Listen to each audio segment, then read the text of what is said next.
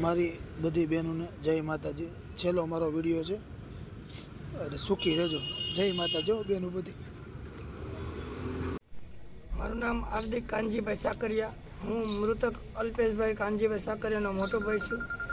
મારો ભાઈ Alpesh construction line સાથે જોડાયેલો હતો, નાના મોટા કામ કરતો અને ઘણી સાઈડો ચલાવતો। એને ધંધામાં રોકાણ કરવા અથવા માણસોના પગાર ધોરણ માટે ક્યારેક જરૂરિયાત હોવાને લીધે બજારમાંથી પૈસા ઉપાડેલા, અલગ અલગ જગ્યાએથી અલગ અલગ વ્યક્તિઓ પાસેથી અને અલગ અલગ ટકાવારી લીધેલા છે, જેની પરિવારને કોઈને કોઈ જાતની જાણ હતી નહીં। અમે પૂછવા છતાં કહેતો કે ભાઈ હું મારી રીતના હેન્ડલ કરી લઉં છું, તમે ટેન્શન ન લ્યો, એનું કાંઈ ઉપાધિવાળું નથી। હર મહિને ઘણું વ્યાજ ચૂકવતો હતો, છતાં વ્યાજખોરો એને હેરાન પરેશાન કરતા અને એના માથે જે રકમ લીધેલી હોય એના ચેકની જામીન પેટે જે ચેક આપેલા હોય એ ચેકને રિટર્ન કરાવી અને એમની માથે કેસ કરી અને હેરાન પરેશાન કરી રાખતા હતા।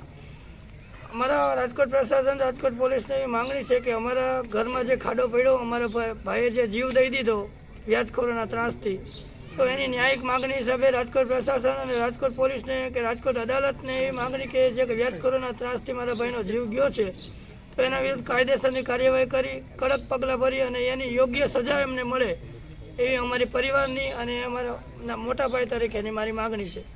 કોણ કોણ જવાબદાર હતા? વ્યાજખોરોમાં કોઈને ઓળખો? એને સ્યુસાઇડ નોટમાં નામ જણાવેલ છે, ઘણા નામો છે, બધાને તો પર્સનલી નથી ઓળખતા। એ લોકો પોતે ઘણીવાર વર્ષ દિવસમાં આવી ગયેલ છે, ઘરે બૈરાઓને કહેતા કે ભાઈ ક્યાં છે અલ્પેશ, ક્યાં છે, મારી રકમ બાકી છે, મારું વ્યાજ બાકી છે, એવા ઘણા વ્યક્તિ આવતા પણ પર્સનલી કોઈને નથી ઓળખતા।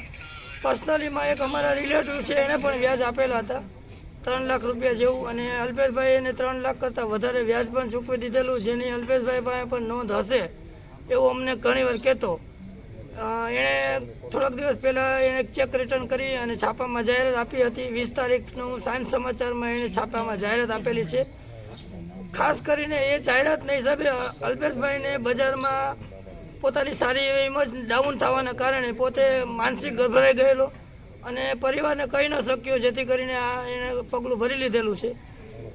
એ વિપુલભાઈ ભગવાનજીભાઈ લાડવા અમારા થોડાક અંગત રિલેટિવ જ છે। ખાસ કરીને બહુ વધારે પડતું પ્રેશર ઘરે રિલેટિવ હોવાને કારણે, ઘર જોયેલું હોવાને કારણે મારા પપ્પાને મળવા આવતો, મારા પપ્પાને ઘણીવાર ફોન કરીને કહેતો કે ભાઈ ક્યાં છે અલ્પેશ, ફોન કરાવો, વાત કરાવો, અને એ બધી ધમકી આપી જતો। બાકી તો એ કે મેં કેસ કરેલો જ છે, મારી પાસે ચેક છે, હું એને સજા કરાવીશ, એને જેલમાં નાખી, એવા ઘણા બધા ફોન તો આવતા રહેતા।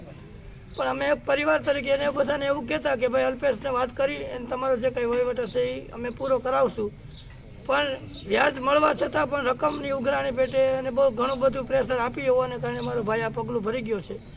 તો રાજકોટ પોલીસને માંગણી એવી કે ભાઈ અમારા ઘરમાં જે ખાડો પડ્યો છે, ભવિષ્યમાં બીજા પરિવાર અને બીજા કોઈના કુટુંબના નાને બાળ દીકરા તરીકે ધંધામાં જેના જીવ ન જાય એવી રાજકોટ પ્રશાસનની માંગણી સાથે મારા ભાઈ અલ્પેશ હાર્દિક સાકરિયાની મારી માંગણી કે એને કડક સજા મળવા પાત્ર છે।